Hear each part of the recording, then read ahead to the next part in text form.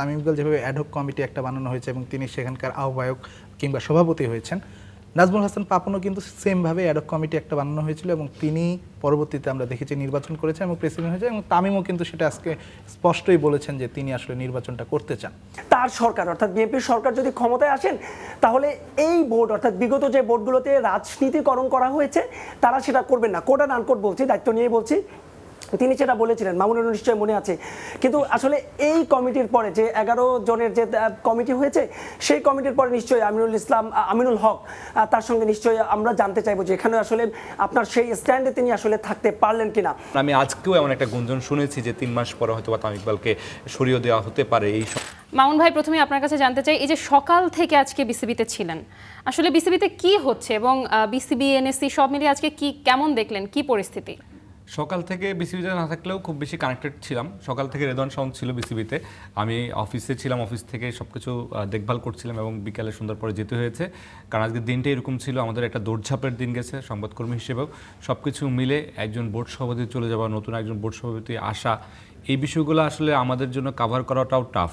কারণ আপনি heavyweight board সভাপতি আমিনুল ইসলাম বুলবুল, তিনি আসলে কি করছেন, বিদায় যখন হচ্ছিল বা ঘোষণা আসছিল তার বোর্ড ভেঙে যাচ্ছে, তিনি কিন্তু তখন বিসিবিতে বোর্ডে ছিলেন, সেখান থেকে তার বের হওয়াটা কেমন, সব কিছু কিন্তু দর্শকদেরকে আমাদের দেখাতে হয়েছে।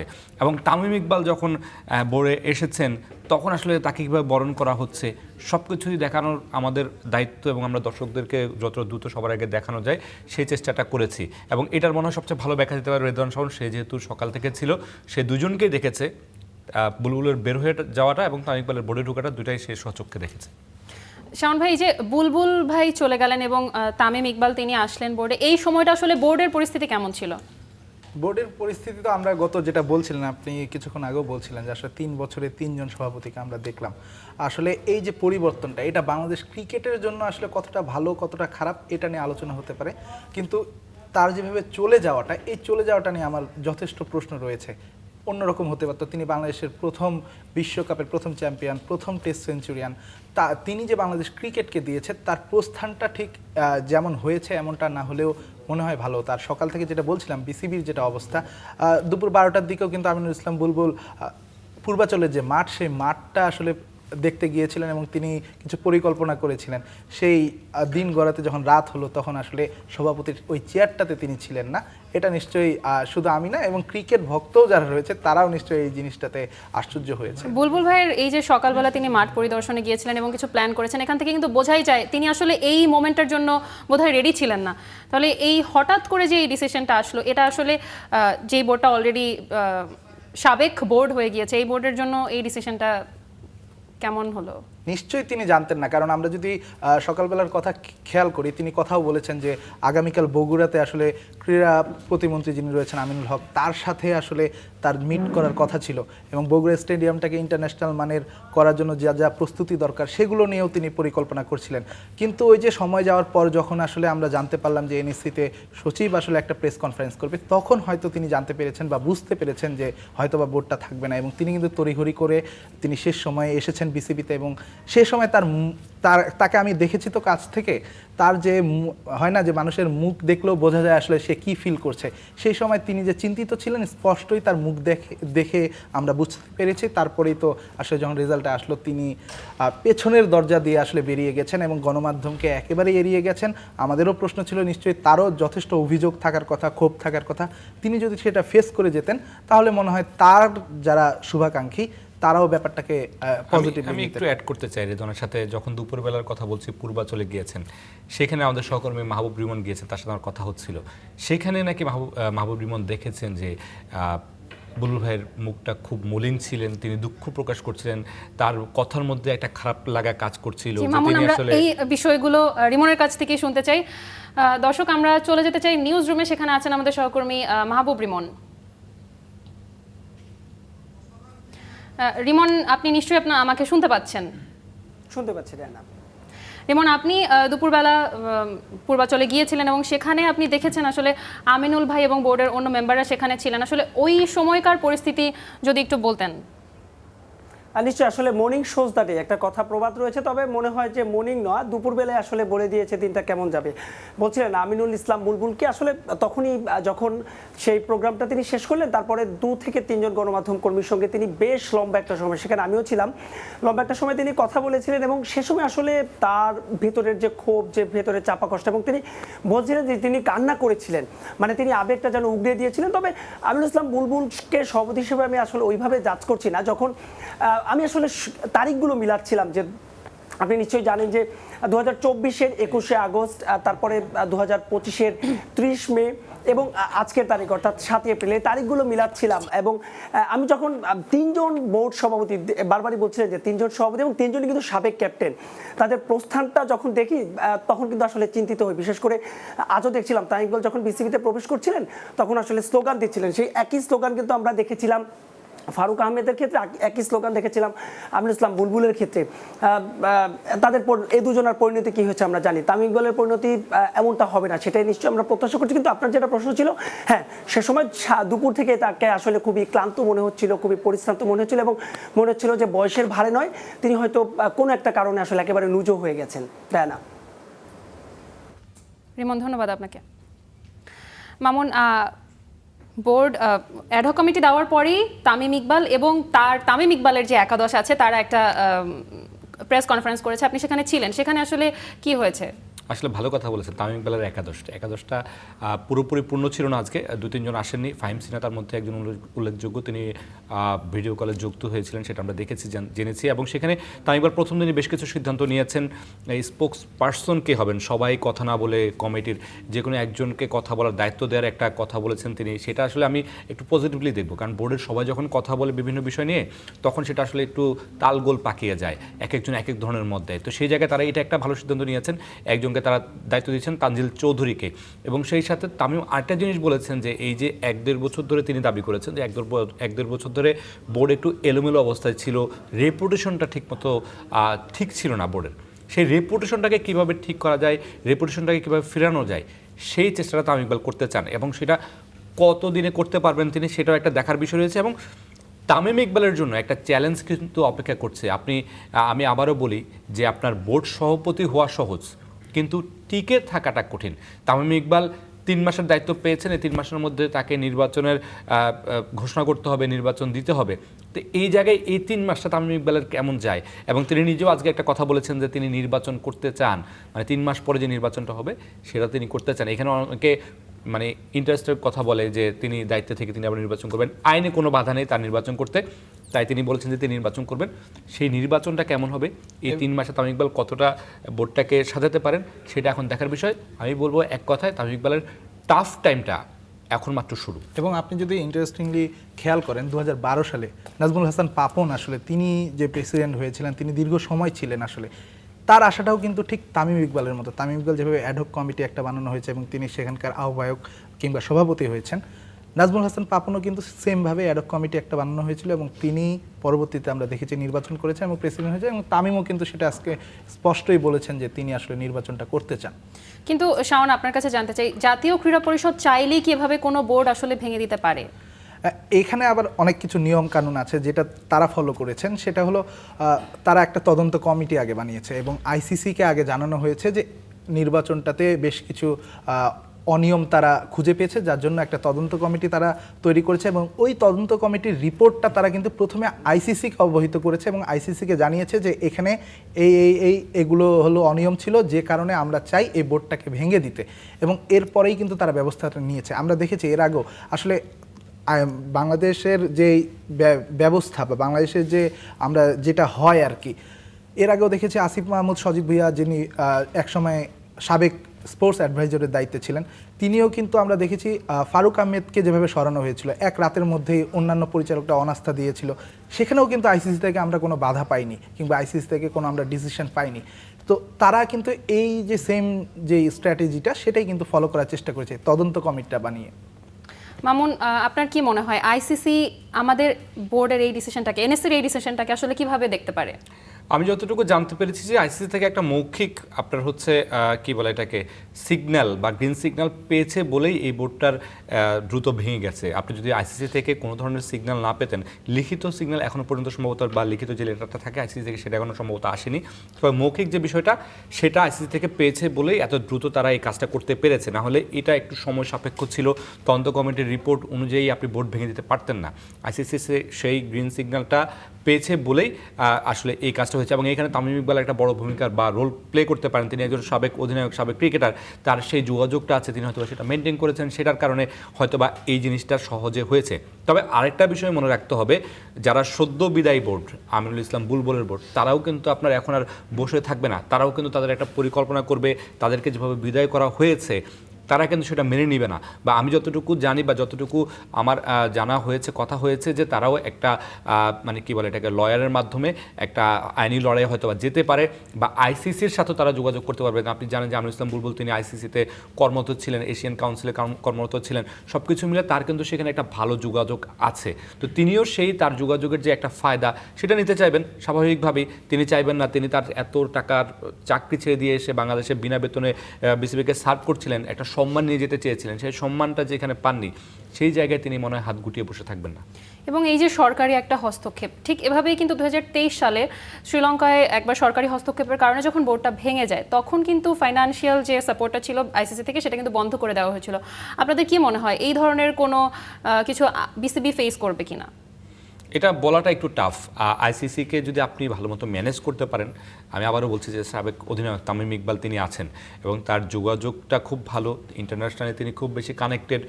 সাবেক যত ইন্টারন্যাশনাল ক্রিকেটার আছেন, বা আপনি যদি বলেন যে ভারতের এখন তো আইসিসির সভাপতি জয় শাহ, ভারতের সাথেও তামিম ইকবাল খুব বেশি ভালো কানেক্টেড। তার ভারতে অনেক ফ্রেন্ড আছেন যারা হচ্ছে ইন্টারন্যাশনালি দাপট দেখিয়েছেন, দাপট দেখাচ্ছেন, এবং যারা আইসিসিতে অনেকে কানেক্টেড আছেন। তো সেই জায়গায় তামিম ইকবালের ভালো যোগাযোগ আছে। তবে দিন শেষে আমিনুল ইসলাম বুলবুল ভার্সেস তামিম ইকবাল আইসিসিতে যোগাযোগের ক্ষেত্রে দুজন একদম মুখোমুখি অবস্থানে আছেন। এই জায়গায় আসলে কার যোগাযোগটা সবচেয়ে বেশি কাজে লাগে সেটার উপর ডিপেন্ড করবে হচ্ছে যে বাংলাদেশের ক্রিকেটে আসলে কোনো ধরনের নিষেধাজ্ঞা আসছে কিনা বা আর্থিক কোনো বাইন্ডিং আসছে কিনা, এটা হচ্ছে নির্ভর করবে এই দুজনের যোগাযোগের উপরে, একদম পুরোপুরি যোগাযোগের উপর নির্ভর করবে বিষয়। এবং ইন্টারেস্টিংলি আমরা যদি দেখি পাকিস্তানের কথা আমরা বলতে পারি, সেখানে কিন্তু সরকার পরিবর্তন হলেই আসলে বোর্ডে পরিবর্তন আসে, কিন্তু পাকিস্তানে কিন্তু কখনো নিষিদ্ধ, আইসিসি থেকে নিষিদ্ধ। এটার একটা কারণ হচ্ছে পাকিস্তানের যে সভাপতি থাকেন তিনি এসিসির সভাপতি থাকেন অথবা আইসিসির কোনো একটা ভালো পদে থাকেন এবং সেখানে যোগাযোগটা খুব ভালো থাকে। যোগাযোগটাই আসলে মেইন। আমরা আরেকবার নিউজ রুমের রিমনের কাছে যেতে চাই।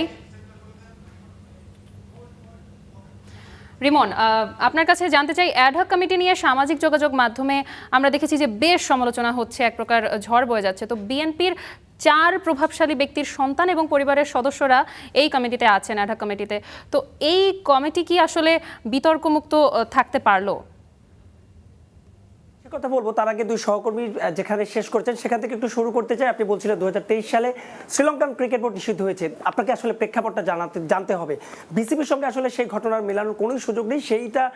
সেটা নিষিদ্ধ হয়েছিল কিন্তু যখন শ্রীলঙ্কান ক্রিকেট বোর্ডের ক্রিকেটাররা যখন 2023 বিশ্বকাপে ভালো পারফর্ম করতে পারলো না, তখন সরকারি হস্তক্ষেপের কারণে। আর এখানে কিন্তু প্রেক্ষাপটটা একেবারেই ভিন্ন। তো এই দুটোর মেলানোর একদমই সুযোগ নেই। আরেকটা আপনি বলছিলেন যে বেতন ভাতা বন্ধ ছিল না, বেতন ভাতা বন্ধ ছিল না।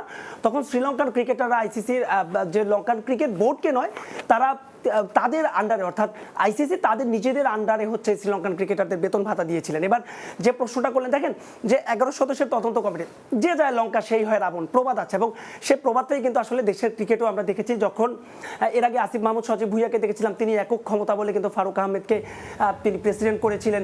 তারপরে কিন্তু ওভারনাইট আবার তাকে সরিয়ে দিয়ে বুলবুল করেছেন। আপনি বলছিলেন যে 4 জন মন্ত্রী পুত্র এবং স্ত্রী রয়েছেন, অর্থাৎ একজন ববি হাজারের স্ত্রী রয়েছেন। একই সঙ্গে যে 11টা কমিটি, খুবই ইন্টারেস্টিং যে 11 জনের কমিটিটা আপনি যদি একটু ভাগ করে দেখেন, সেখানে কিন্তু 3 জন ক্রিকেটার অর্থাৎ আতহার আলী খান, তামিম ইকবাল এবং মিনহাজুল আবেদিন নান্নু, সঙ্গে 4 জন সাবেক বিসিবি পরিচালক রয়েছেন, অর্থাৎ ইস্পাহান যিনি প্রাইম ব্যাংকের ডিরেক্টর, এর পাশাপাশি কিন্তু ফাইম সিনহা রয়েছেন এবং রফিকুল ইসলাম ভাই রয়েছেন। সবকিছু মিলিয়ে প্রভাবমুক্ত তো আসলে থাকতেই পারেনি। আপনি এটা যখন বলছেন, সহকর্মী মামুনের নিশ্চয়ই মনে আছে নির্বাচনের ঠিক আগে আমরা এখন যিনি যুব ক্রীড়া প্রতিমন্ত্রী, তার আগে ইন্টারভিউ করছিলাম আমি এবং মামুন, এবং সেখানে একটা কথা কিন্তু স্টার প্লেকে তিনি বারবারই বলেছিলেন যে তার সরকার অর্থাৎ বিএনপির সরকার যদি ক্ষমতায় আসেন তাহলে এই বোর্ড অর্থাৎ বিগত যে বোর্ডগুলোতে রাজনীতিকরণ করা হয়েছে তারা সেটা করবেন না। কোড অ্যান্ড আনকোড বলছি, দায়িত্ব নিয়ে বলছি, তিনি সেটা বলেছিলেন, মামুনুর নিশ্চয়ই মনে আছে। কিন্তু আসলে এই কমিটির পরে যে 11 জনের যে কমিটি হয়েছে সেই কমিটির পরে নিশ্চয়ই আমিনুল হক তার সঙ্গে নিশ্চয়ই আমরা জানতে চাইবো যে এখানে আসলে আপনার সেই স্ট্যান্ডে তিনি আসলে থাকতে পারলেন কিনা। ব্যক্তিগতভাবে যদি আমার কথা বলেন, আমিও সামাজিক যোগাযোগ মাধ্যমে স্ক্রল করছিলাম, সেখানেও আমি দেখতে পাচ্ছিলাম আসলে দু ধরনের মতই দেখছিলাম। একটা বিষয় আপনাকে মনে রাখতে হবে যে আমিনুল ইসলাম বুলবুল যখন ভোটটা চালাচ্ছিলেন তিনি কিন্তু আসলে ঠিকঠাকভাবে ভোটটা চালাতে পারছিলেন না। ঢাকা প্রিমিয়ার লিগ ক্রিকেটারদের সবচাইতে রুজির সবচাইতে বড় যে জায়গা, যে কারণে কিন্তু ক্রিকেট দিন শেষে ভাই ক্লাবগুলো খেলছে কি খেলছে না সেটা কিন্তু ক্রিকেটাররা দেখবে না। ক্রিকেটাররা দেখবে যে বিসিবি এই বোর্ডটা চালাতে পারছে না। সবকিছু মিলিয়ে যে সব মন্তব্য তামিম ইকবাল বা তার অ্যাডহক কমিটির বিপক্ষে গিয়েছে সেটাও আমি মনে করি না। পাশাপাশি যে কমিটিটা পুরোটা একপাক্ষিক আসলে রাজনৈতিক হয়েছে সেটাও আমি মনে করি না, যেহেতু 4 জন সাবেক পরিচালক, 3 জন সাবেক ক্রিকেটার, পাশাপাশি আরও 4 জন যারা রাজনৈতিক বিভিন্ন মন্ত্রীর পুত্র এবং স্ত্রী রয়েছেন, সবকিছু মিলিয়ে আমার মনে হচ্ছে যে হ্যাঁ, এটা না হলেই পারতো। তাদের ক্রিকেটীয় রাজনৈতিক পরিচয় থাকলেও আসলে তাদের ক্রিকেটীয় পরিচয় কি সেটা আসলে আমি 1.5 দশকের মতো সাংবাদিকতা করি, ক্রিকেট নিয়ে অনেক সময় কাজ করি, আমি আসলে জানি না তাদের আসলে ঠিক ক্রিকেটীয় পরিচয়টা কি। দেয় না মামুন, শাওন, আপনারা যদি রিমনের সাথে এই বিষয়ে কিছু যোগ করতে চান। এই বিষয়ে একটা জিনিস যোগ করতে চাইবো যে আসলে যে কমিটিটা এসেছে, তামিম ইকবালরা একটা কিন্তু নির্বাচন করতে চেয়েছিলেন, সবশেষ নির্বাচন, শেষ পর্যায়ে তারা সেটি করেননি। তারা যে একটা কমিটি করেছিলেন বা তাদের যে প্যানেল তৈরি হয়েছিল, আপনি যদি সেদিকে তাকান যে কয়েকজন ক্রিকেট সংগঠক কিন্তু ছিলেন, সেই ক্রিকেট সংগঠকের অনেকেই আসলে এই অ্যাডহক কমিটিতে নেই। কারণ সেটা আমি অবাক হয়েছি। কারণ হচ্ছে আপনার এই যে বলছেন বারবার যে রাজনীতি মুক্তকরণের যে বিষয়টি, 4 জনের নাম বলছেন, 4 জন এসেছে, সেই জায়গায় কিন্তু আপনার অনেকগুলো ক্রিকেট সংগঠক তারা কিন্তু এই জায়গায় আসতে পারতেন, এবং ক্রিকেট সংগঠক নেই তেমনটা না, ক্রিকেট সংগঠক কিন্তু আছেন, তাদেরকে অ্যাভয়েড করে তাদেরকে আনা হয়েছে। এটার আসলে কারণ হয়তোবা যারা এই অ্যাডহক কমিটি করেছেন এনএসসি তারা ভালো ব্যাখ্যা দিতে পারবেন, অথবা তাদেরকে কি বলা হয়েছে কিনা উপর থেকে সেটা তারা আসলে ভালো জানেন। এবং তারা যদি আসলে এমনও কোনো প্ল্যান করেছে কিনা, যদি যে অ্যাডহক কমিটি 11 জন আসলে এখানে থাকছে তারাই যদি পরবর্তীতে বোর্ডে থাকে, সেটা নিয়েও সমালোচনা হতে পারে। সেই কারণে এমনও কোনো পরিকল্পনা থাকতে পারে যে বাকি যারা রয়েছে তাদেরকে এখানে রাখা হয়নি, বাট নির্বাচনের জন্য তাদেরকে সেভাবে পরিকল্পনা করেই হয়তো বা তামিম ইকবাল কিংবা তাদের যে সঙ্গীরা রয়েছে তারা সেভাবেই প্ল্যানটা করছে হতে পারে। রিমন, আপনার কাছে আরেকটা প্রশ্ন করতে চাই, সেটা হচ্ছে এই যে 36 জুলাইয়ের পর থেকে এখন পর্যন্ত বিসিবি 3 জন প্রেসিডেন্ট পেয়েছে, আসলে কোন পথে যাচ্ছে বাংলাদেশের ক্রিকেট? এখানে তো মনে হচ্ছে মাঠের খেলার চেয়ে চেয়ার নিয়ে সবার মাথা ব্যথা। আপনার কি মনে হয়?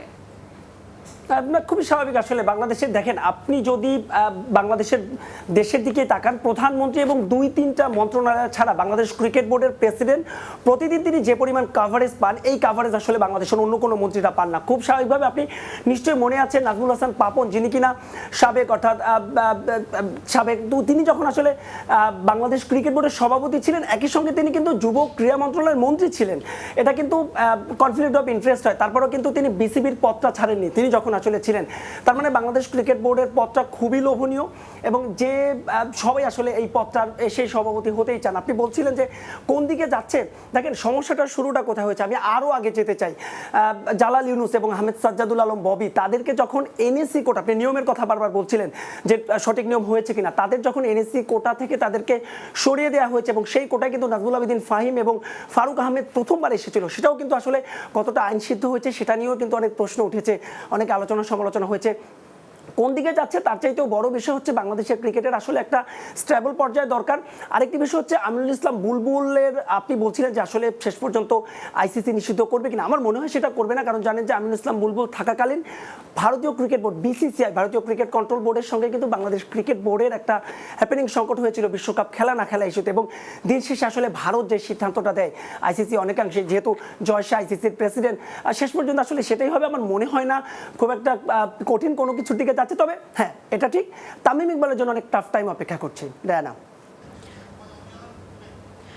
রিমন, মামুন কিছুক্ষণ আগে তামিম ইকবালের প্রেস কনফারেন্সে ছিল এবং শাওন সারাদিন বিসিবিতে ছিল, আপনার আসলে তাদের কাছে কিছু জানার আছে কিনা? আর নিশ্চয়ই আসলে আমি আসলে ব্যক্তিগতভাবে মনে করছি যে বলছিলেন যে রেদওয়ান শাওনের কাছে আসলে জানতে চাই, রেদওয়ান শাওন, আপনার কি আসলে মনে হয় যে যে অবস্থায় রয়েছে Bangladesh cricket board, Dhaka premier লিগটা ঠিকঠাক মতো হবে? এবং ফারুক আহমেদ এবং আমিনুল ইসলাম বুলবুলকে যেভাবে সাবেক দুই ক্যাপ্টেনকে বোর্ড থেকে সরে যেতে হলো, তামিম ইকবালের জন্য কি এমন কোনো অশনি সংকেত আপনি দেখছেন? তামিম ইকবাল যেহেতু আজকে দায়িত্বটা নিয়েছে এবং 3 মাস পরে আসলে তাকে নির্বাচনটা দিতে হবে, তামিম ইকবালের নিশ্চয়ই প্রথম যে টাস্ক সেটা কিন্তু ঢাকা প্রিমিয়ার লিগটা মাঠে করানো, সব থেকে বড় টাস্ক, যেটা হলো আমিনুল ইসলাম বুলবুল দীর্ঘদিন ধরে চেষ্টা করেও নামাতে পারেনি। তামিম ইকবাল নিশ্চয়ই চাইবেন, কারণ তিনি একটা কথা বলেছেন, তিনি আসলে যে প্রাউডনেসটা বাংলাদেশ ক্রিকেট বোর্ডের সেটা ফিরিয়ে আনতে চান এবং ক্রিকেটারদেরকে আসলে সম্মানটা দিতে চান, ক্রিকেটারদের কথা তিনি কিন্তু বারবার বলেছেন। তো তামিম ইকবাল নিশ্চয়ই এটা তার ব্যাক অফ দ্য মাইন্ডে আছে যে প্রথমে ডিপিএলটাকে যে কোনো মূল্যে তিনি মাঠে গড়াবেন। আর দ্বিতীয় প্রশ্ন যেটা করলেন যে ফারুক কিংবা বুলবুল তারা যেভাবে গেল, তামিম ইকবালের জন্য সেটা কঠিন হবে কিনা, আমি ব্যক্তিগতভাবে মনে করি তামিম ইকবালের জন্য খুব একটা কঠিন হবে না, কারণ বর্তমান যে সরকার রয়েছে কিংবা তামিম ইকবালের যদি আমরা রিসেন্ট কিছু অ্যাক্টিভিটিস দেখি, তিনি কিন্তু এই সরকারের সাথে তার একটা সুসম্পর্ক রয়েছে। সরকার যতদিন আছেন তামিম ইকবালের কিন্তু সেই সমস্যাটা কিংবা সেই যে প্রবলেমটা যেটা বুলবুল কিংবা ফারুক আহমেদ ফেস করেছেন, সেটা ফেস করার সম্ভাবনা খুবই ক্ষীণ বলে আমার মনে হয়। এখানে আমি একটু অ্যাড করছি রেদওয়ান শাওনের সাথে, তামিম ইকবাল একজন ক্রিকেটার, সাবেক ক্রিকেটার, তার আসলে রাজনৈতিক খুব ভালো ব্যাকগ্রাউন্ড নেই, তিনি আসলে রাজনৈতিক পার্সন না, তিনি হয়তো এই দলটার সাথে আছেন, কিন্তু বিএনপি যখন আমরা যতই বলি যে রাজনীতিমুক্ত ক্রিকেট বোর্ড বা বাফুফে, আসলে সেটা বাংলাদেশের সম্ভব না, এর আগে আমরা দেখিনি কখনো। যত যাই বলুক, রাজনীতি কিন্তু বাংলাদেশের স্পোর্টসের সাথে খুব অতপ্রতভাবে জড়িত আছে। তো সেই জায়গায় যারা এখন সরকারে আছেন বা যুব ক্রীড়া প্রতিমন্ত্রী আছেন, তারা তো হয়তো বা চাইবেন যে তাদের একজন লোক বিসিবিতে আসুক, বিসিবি সভাপতি হোক। তামিম ইকবালকে বলছেন, যদিও আমরা দেখেছি খুব ঘনিষ্ঠ তিনি আছেন, আমি আজকেও এমন একটা গুঞ্জন শুনেছি যে 3 মাস পরে হয়তো বা তামিম ইকবালকে সরিয়ে দেওয়া হতে পারে, এই সময়টা যদি তিনি ভালো মতো কাজ করতে না পারেন। এমন ওই যে যারা আছেন উপরের দিকে, তারা যদি চান যে তামিম ইকবালের জন্য এই পথটা কঠিন করবেন, এই 3 মাসে তামিম ইকবালের জন্য যদি পথটা কঠিন করেন, যে অ্যাডহক কমিটির সদস্যরা আছেন তারা যদি তামিম ইকবালকে সহযোগিতা না করেন, তাহলে কিন্তু তামিম ইকবালের জন্য তো পথটা কঠিন হয়ে যাবে, তখন সেখানে অন্য নতুন লোককে আনার পথটা তৈরি করা তাদের জন্য সহজ হবে। সেরকম কিছু হতে পারে, আমরা আশা করবো সেরকম কিছু হবে না।